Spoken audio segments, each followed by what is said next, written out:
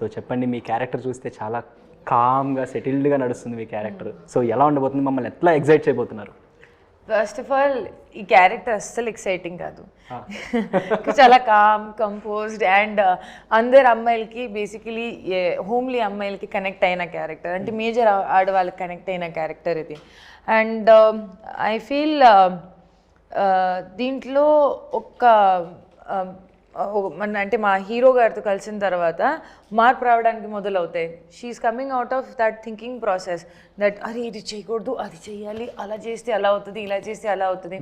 అంటే బేసికలీ మన మైండ్లో పెట్టిన రెస్ట్రిక్షన్స్ ఏదైతే ఉంటాయో అది స్లో స్లో స్లో స్లో హీరోతో పాటు ఉండే కనెక్షన్తో తనకు ఉండే కన్ఫ్యూషన్స్తో మాట్లాడుతూ మాట్లాడుతూ క్లారిటీ తెచ్చుకుంటూ తెచ్చుకుంటూ తెచ్చుకుంటూ she goes in to our own thinking process, contemplation, right are wrong అని చెప్పేసి.